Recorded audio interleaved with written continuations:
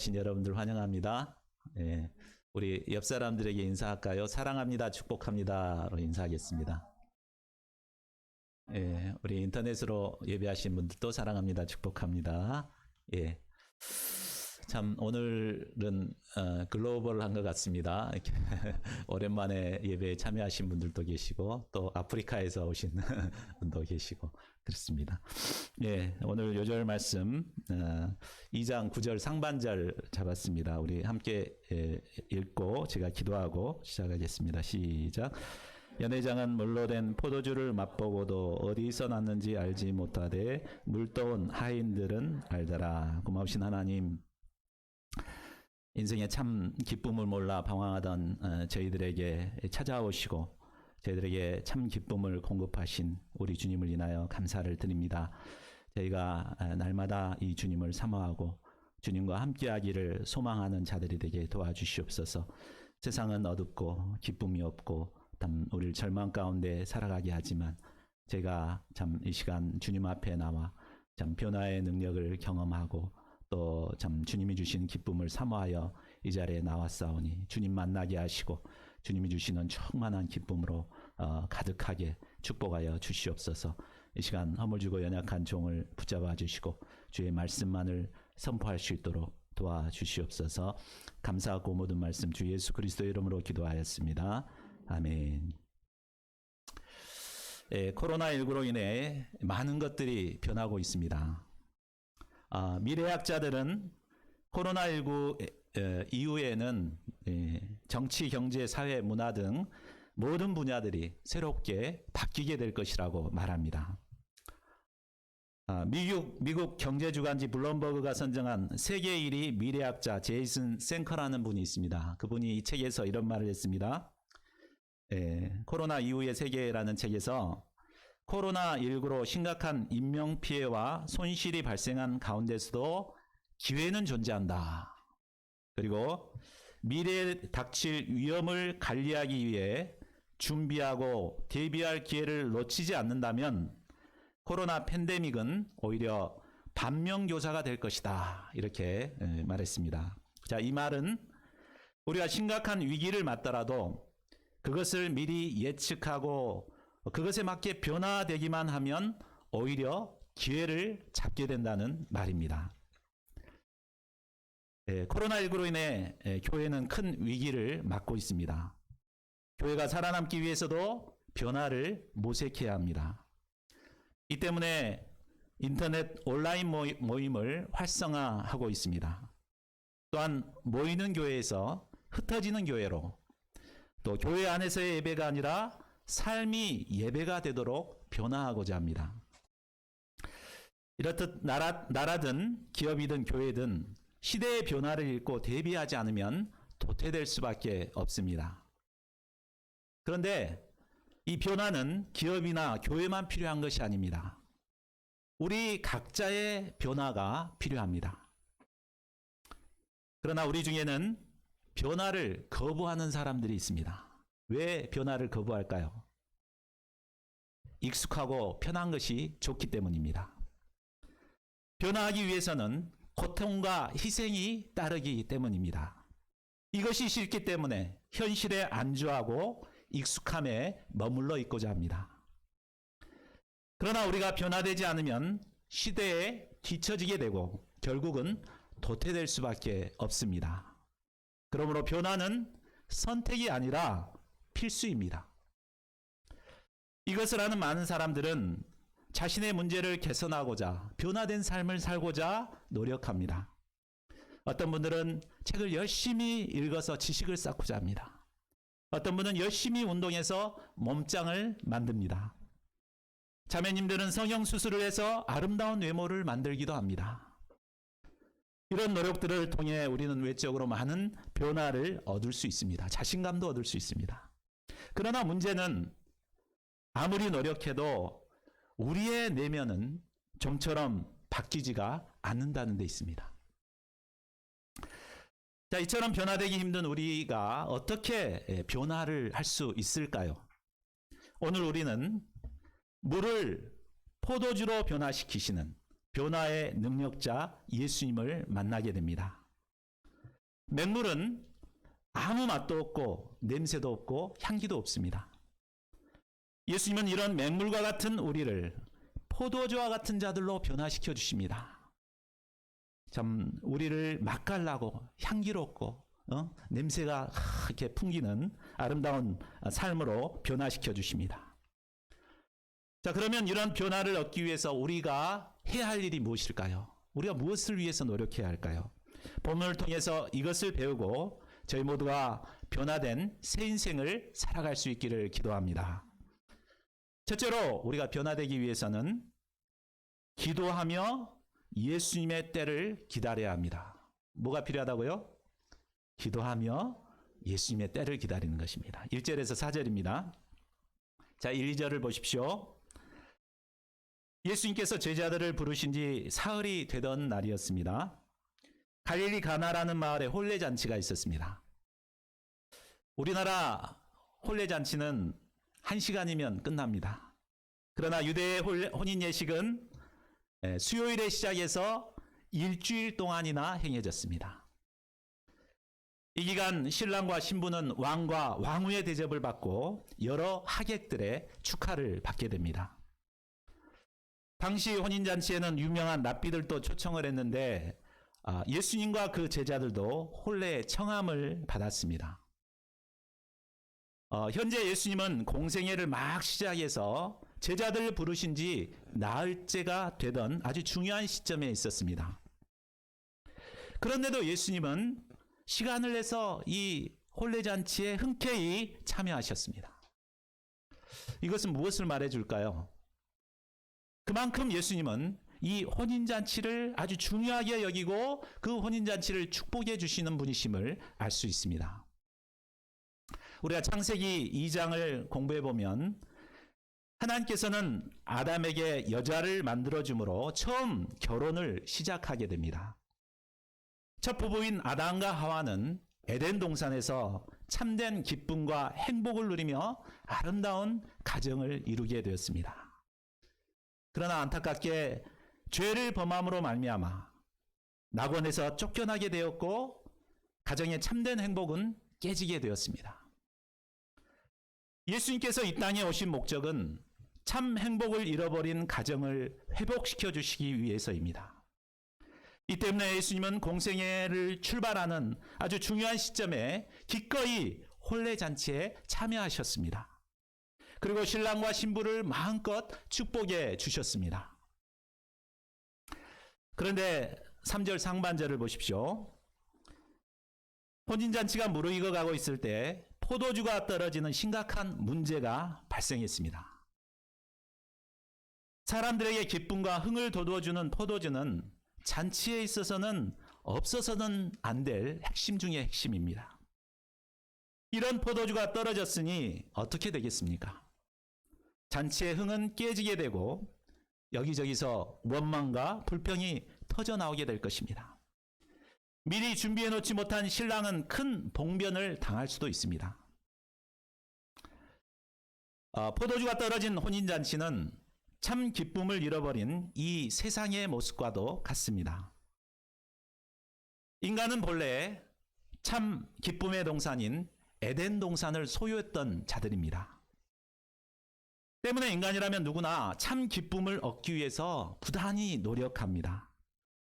봄처럼 꽃이 만발한 곳에 가면 참 우리가 즐겁잖아요. 그러니까 막 꽃을 찾아서 다니면서 사진을 찍어 SNS에 막 올립니다. 그리고 친구들과 함께 여행을 다니기도 하고 파티를 하기도 하고 노래를 부르며 춤을 추기도 합니다. 이런 삶을 통해서 어느 정도 기쁨을 얻게 됩니다. 그러나 시간이 지나면 포도주가 떨어지듯이 기쁨이 바닥나고 허무와 공허가 밀려듭니다. 이처럼 세상은 포도주 떨어진 잔치집과 같이 참된 기쁨을 잃고 살아가고 있습니다. 자, 그러면 이 문제에서 벗어나기 위해 우리가 해야 할 것이 무엇입니까? 3절 하반절을 보십시오. 포도주가 떨어진 이 심각한 상황을 예수님의 어머니 마리아가 처음 발견하게 됩니다. 그녀는 주인은 아니었지만 이 문제를 책임지고 해결하고자 했습니다.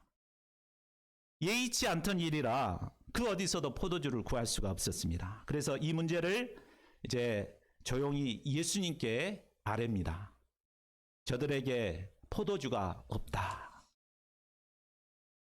자, 여기서 현재 절박한 문제를 예수님께 알리는 것, 이것을 뭐라고 합니까?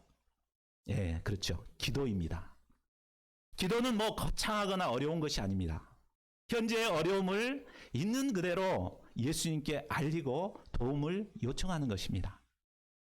기도는 어려움을 극복하는 가장 지혜로운 방법이요, 문제 해결의 지름길입니다. 우리가 세상을 살다 보면 자신의 힘으로는 해결할 수 없는 다급하고 절박한 일을 만날 때가 있습니다. 세상 사람들은 문제 앞에서는 벌벌 떨며 발버둥을 칩니다. 그러나 우리 곁에는 언제나 문제를 들어주시고 해결해 주실 예수님이 계십니다. 나의 절박한 문제를 아뢰고 응답받을 수 있다는 분이 계시다는 것은 우리에게 얼마나 큰 특권입니까? 이것이 바로 하나님의 자녀로서의 특권을 누리는 것입니다. 저희 모두가 이 특권을 누리며 살아갈 수 있기를 기도합니다. 어려움이 있을 때 늘 예수님께 아뢰고 또 예수님께 부탁하고 예수님의 응답을 받는 자들이 되어야 되겠습니다. 마리아는 포도가 떨어진 심각한 문제를 예수님께 알림으로 해결을 받기를 원했습니다. 그런데 예수님의 반응이 의외입니다. 자, 4절을 보십시오. 여자여, 나와 무슨 상관이 있나이까? 내 때가 아직 이르지 아니하였나이다. 아직 때가 이르지 않았기 때문에 상관하지 않겠다는 것입니다. 한마디로 마리아의 기도를 거절하신 것입니다. 마리아 입장에서는 무척 서운했을 것입니다. 그런데 우리는 여기서 기도 응답을 받는 데 있어서 반드시 알아야 할 중요한 두 가지를 배울 수 있습니다. 그 하나는, 예수님은 아무리 친한 사람이 요구한다고 무조건 응답하지 않는다는 것입니다. 자, 인간적으로 보면 마리아는 예수님과 가장 가까운 사이죠. 예수님을 낳고 기르렀기 때문에. 그러니까 당연히 이 마리아가 부탁하는 거라면 들어줘야 마땅합니다. 그런데 예수님은 마리아의 요청을 여자여라고 말하며 상관하지 않겠다고 냉정하게 거절하십니다. 참, 우리가 이런 거절을 당할 때, 내가 간절히 기도했는데 기도 응답이 안 될 때 우리 어떻습니까? 과연 하나님이 나를 사랑하시는가? 예수님 나를 사랑하시는가? 나한테 관심도 없나 보다. 어떤 사람은 막 기도하면 즉각 응답받는데 나는 응답을 안 받을 때, 저 사람은 하나님 좋아하시고 나는 싫어하시나? 이런 생각을 갖습니다. 그러나 예수님은 사랑하는 어머니가 요청해도 응답하지 않으신 분이십니다. 우리가 이것을 알아야 돼요. 왜 그렇습니까? 그것은 아직 때가 되지 않았기 때문입니다. 그러니까 아무리 가까운 사람이 막 때를 쓴다고 해도 때가 안 됐으면 예수님은 응답하지 않습니다. 그러므로 우리가 응답 안 됐다 하더라도 낙심하지 말아야겠습니다. 응답받은 기도에 있어서 우리가 알아야 할 또 한 가지는, 예수님은 내가 원할 때가 아니라 바로 하나님의 때에 응답한다는 사실입니다. 여기서 내 때란 예수님께서 하나님의 아들로서 영광을 얻을 때를 말합니다. 예수님은 사람들이 요구할 때에 따라서 일하지 않으시고 반드시 하나님의 때를 따라 일하십니다. 하나님의 영광이 가장 드러나고 예수님이 하나님의 아들로서 영광을 얻을 때를 기다리셨다가 역사하십니다. 그러므로 당장의 나의 기도가 응답되지 않았다고 서운해할 필요가 없습니다. 하나님의 때가 되면 하나님께서는 반드시 응답해 주십니다. 이 믿음이 있을 때 우리는 응답이 없을지라도 낙심하지 않고 계속해서 기도할 수 있습니다. 우리가 변화를 위해 힘써 해야 할 일도 바로 예수님께 기도하는 것입니다. 그리고 그 기도에 응답이 안 되더라도 하나님의 때를 기다리며 끝까지 기도하는 것입니다. 그래야 할 때 하나님의 때가 되면 반드시 우리의 기도에 응답하실 것입니다. 제가 목회자가 된 것은 바로 저희 어머님의 기도 때문입니다. 제 머릿속에는 늘 기도하시는 어머님의 모습이 새겨져 있습니다. 저희 어머님은 새벽 기도를 다녀오신 후이면 항상 자녀들의 머리맡에서 기도하셨습니다. 저는 이제 막 꿈결에 막 듣습니다. 그런데 주로 이제 저에게 기도할 때는 저를 주님의 종으로 써달라고 막 기도하시더라고요. 근데 저는 이것이 정말 듣기 싫었습니다. 그래서 막 잠에서 깼는데도 막 귀를 틀어막고 안 듣는 척 막 이렇게 했습니다. 그리고 세상 친구들과 어울려 허랑방탕한 삶을 살았습니다. 그러나 세월이 지나 하나님의 때가 되자 결국 어머님의 기도대로 저는 예수님께 돌아올 수 있었습니다. 그리고 늦은 나이였지만 어머님의 기도대로 이처럼 목회자가 되어서 매주 하나님의 말씀을 선포하고 있습니다. 이처럼 변화의 역사가 일어나기 전에는 반드시 기도하는 것이 필요합니다. 우리가 우리 자신의 변화를 위해서도 기도해야 합니다. 또한 자녀들이 변화되고 우리가 돕는 양들이 변화되기 위해서도 기도해야 합니다. 그래야 할 때가 되면 하나님께서는 반드시 우리의 기도에 응답하실 것입니다. 둘째로 예수님의 명령에 마음으로 순종해야 합니다. 뭐라고요? 예수님의 명령에 마음으로 순종하는 것입니다. 5절에서 8절입니다. 5절을 보십시오. 마리아는 자신의 요구가 관철되지 않았지만 전혀 낙심하거나 불평하지 않았습니다.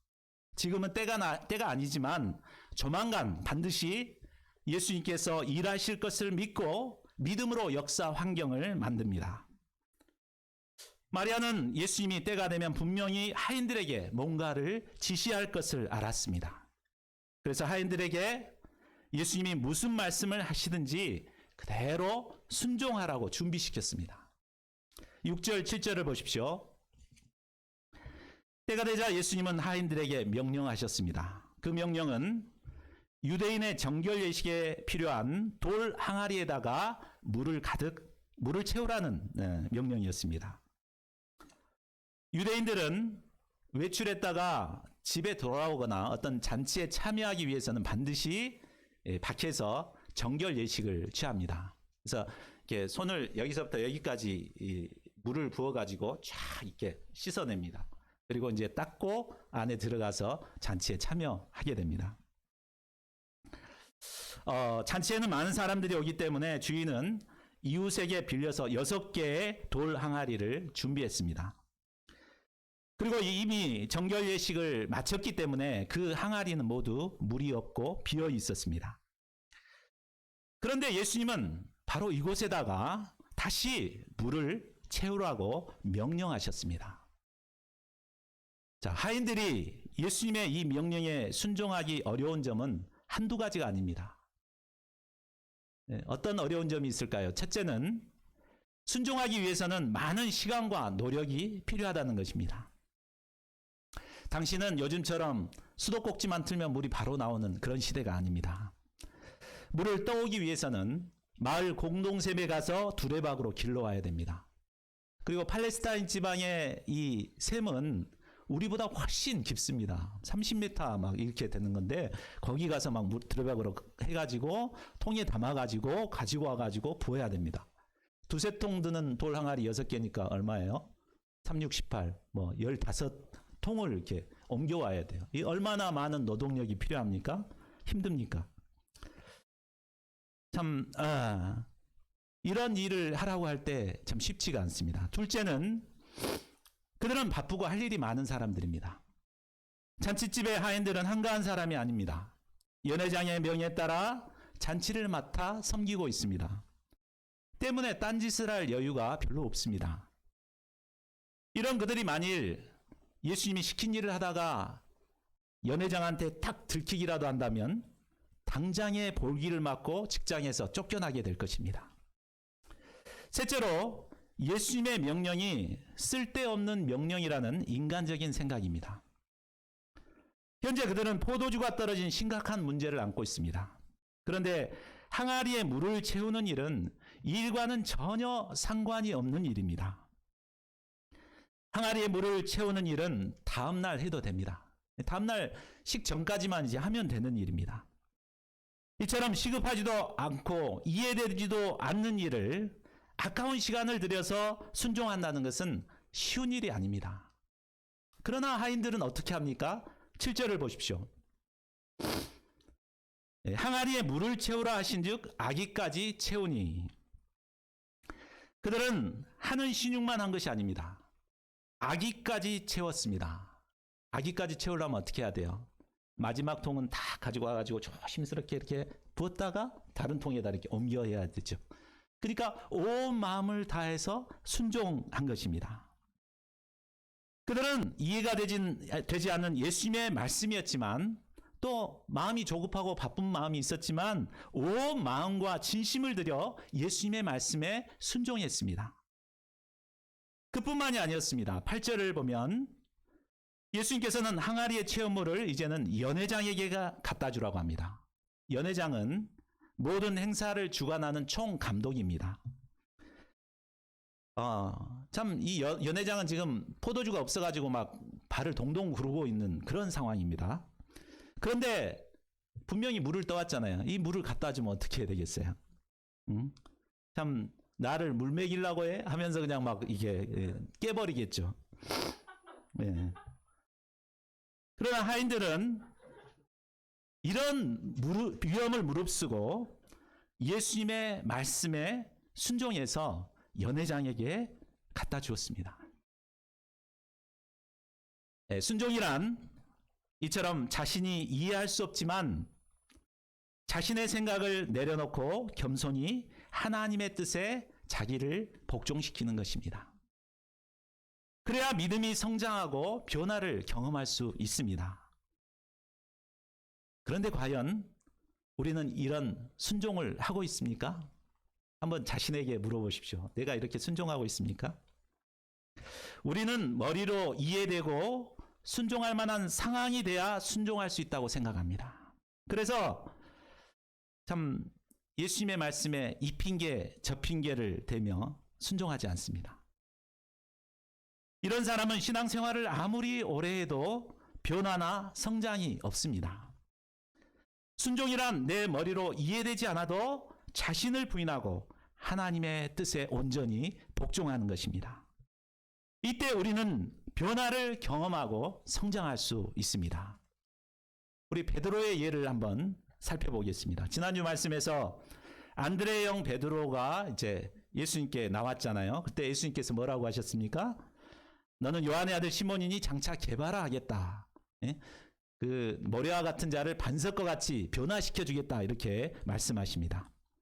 그러나 베드로는 예수님을 온전히 따르지 않았습니다. 여전히 물고기 낚는 어부의 삶을 살고 있었습니다. 그러던 그가 언제 변화를 경험하게 됩니까? 누가복음 5장에 보면 이게 잘 나와 있습니다. 그 베드로는 친구들과 함께 밤새워 깊은 데서 물고기를 잡았는데 한 마리도 잡지 못했습니다. 그래서 아침에 그물을 막 씻고 있었죠. 이때 예수님께서 그에게 명령하십니다. 깊은 데로 가서 그물을 내려 고기를 잡으라. 이렇게 말씀하십니다. 다 씻어놨어요. 근데 다시 가서 내리면 또 씻어야 되잖아요. 지금 자고 빨리 밤새 잠을 못 잤기 때문에 얼른 자야 되잖아요. 근데 그 다시 하라는데 하겠습니까? 할 수가 없죠. 그런데 베드로는 어떻게 말합니까? 선생님, 우리들이 밤이 새도록 수고하였을 때 잡은 것이 없지만 말씀에 의지하여 내가 그물을 내리리이다. 그러니까 이해되지 않고 받아들일 수 없었지만 자기를 부인하고 예수님의 말씀에 온전히 마음으로 순종한 것입니다.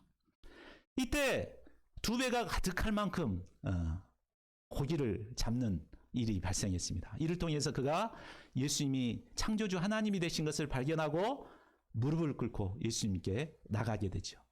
그 뒤로 제자로서의 삶을 살게 되는 것입니다. 이처럼 자기 생각을 부인하고 예수님의 말씀에 순종하는 자만이 예수님을 체험하고 변화된 삶을 출발하게 됩니다. 저희 모두가 순종의 사람들이 되어 변화를 경험할 수 있기를 기도합니다. 자, 셋째는 예수님을 통해 계속 변화를 경험해야 합니다. 뭐라고요? 이제 계속해서 변화를 경험하는 것입니다. 9절에서 11절입니다.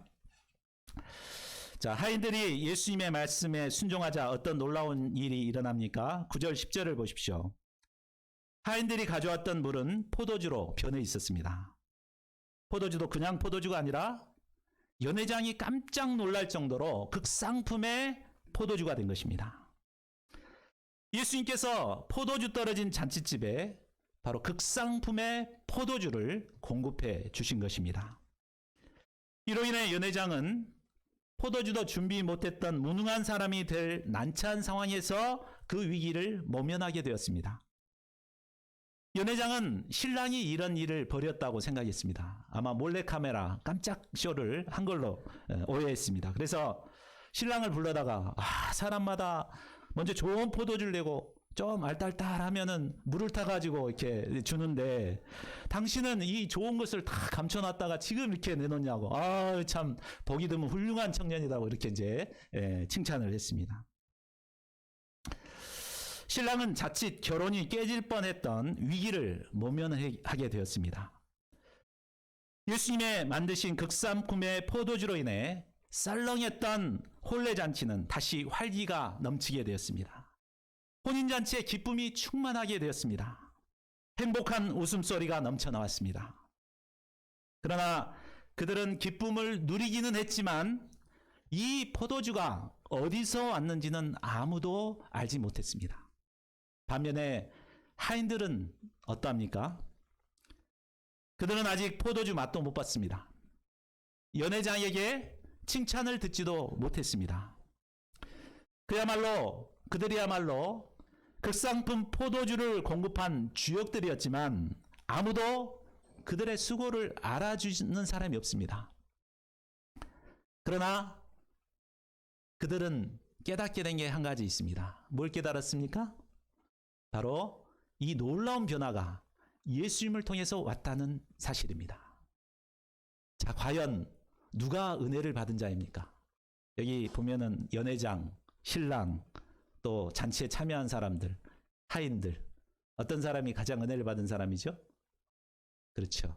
하인들은 칭찬도 못 받고 맛도 못 봤어요. 고생만 진하게 했어요. 그러나 예수님을 발견했어요. 그들은 순종을 통해 예수님이 어떤 분이신가를 깊이 깨닫고 경험하게 되었습니다. 이것은 세상 어떤 것과도 바꿀 수 없는 가장 고귀한 것이었습니다. 사람들이 그저 생수를 마시고 즐거워했다면 하인들은 생수의 원천이 되는 샘을 발견한 것입니다. 사람들의 기쁨은 일시적이지만 하인들은 그 마음에 영생의 샘이 있기 때문에 영원합니다. 하인들은 순종을 통해 예수님을 체험하고 예수님을 발견하는 은혜를 누렸습니다. 또한 계속해서 예수님을 통해 변화를 경험하고 누리는 삶을 살게 되었습니다. 하인들의 이후의 삶은 기록되어 있지 않기 때문에 우리가 알 수는 없습니다. 그러나 그들은 계속해서 변화의 능력자 예수님을 경험함으로 맹물과 같은 인생에서 포도주와 같은 인생으로 변화되었을 것은 확실합니다. 변화는 어느 한순간 특별한 경험을 했다고 완전히 변화되는 것은 아닙니다.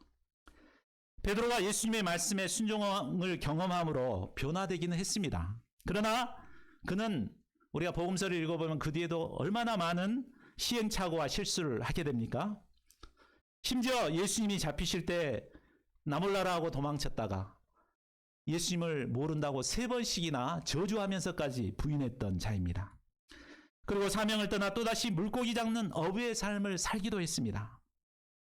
그러나 이런 그를 예수님은 다시 찾아오셨습니다. 그리고 그는 예수님과 사랑의 관계를 회복하고 계속해서 예수님을 경험함으로 점차 성 베드로로 변화되게 됩니다. 그래서 그가 교회의 반석이 되어 1세기 성도들을 섬기는 위대한 삶을 살게 됩니다. 이러한 변화는 저에게도 일어났습니다. 제가 처음 예수님을 영접한 후 저도 큰 변화가 있었습니다. 그 좋아했던 술, 담배도 다 끊고 친구도 멀리했습니다. 성경 말씀이 꿀처럼 달게 여겨져서 시간만 나면 성경을 막 읽는 자로 변화됐습니다. 그러나 내 본성은 변화되지 않더라고요. 이기적이고 섬김받기를 좋아하는 저의 죄악된 내면은 변화되지 않았습니다. 저는 부잣집 막내 아들로 태어나 위로 누님이 4분이 계십니다. 그래서 얼마나 나를 막 섬기는지 몰라요. 이렇게 섬김만 받고 살아왔기 때문에 저는 이기적인 자요, 남을 섬길 줄 모르는 자요, 게으르고 연약한 자였습니다. 힘든 건 싫어하고 끈기도 없고 무기력하고 노는 것만 좋아했습니다. 이런 저는 세상에서도 실패하고 하나님의 역사에서도 쓰임받을 수 없는 자였습니다. 그러나 제가 계속해서 예수님과 함께하며 예수님을 경험해 나갔을 때 예수님은 이런 저를 점차 변화시켜 가셨습니다. 이기적이던 자가 남을 위해 베푸는 자가 되었습니다. 섬김만 받던 자가 섬기는 자로 변화되었습니다.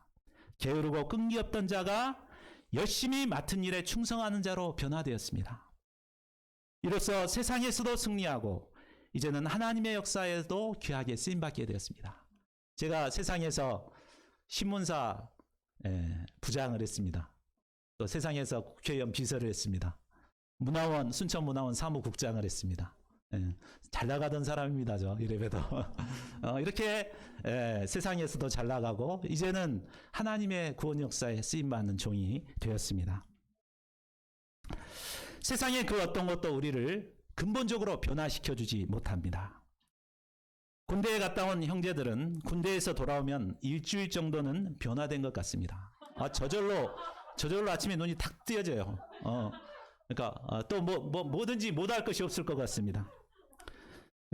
그러나 일주일만 지나면 어떻게 됩니까? 옛날 그대로 다시 돌아가 버립니다.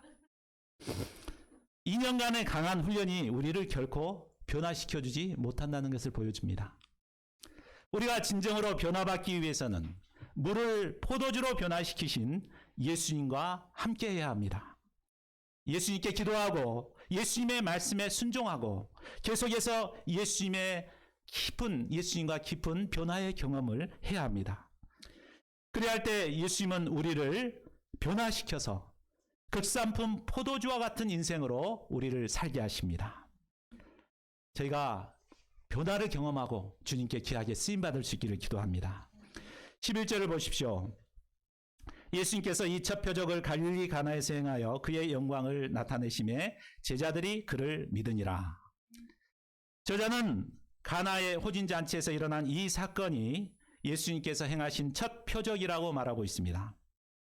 예수님은 가나의 혼인잔치를 통해 하나님의 아들로서의 영광을 나타내셨습니다. 예수님이 물로 포도주를 변화시킴으로 창조주 하나님으로서의 영광이 드러났습니다.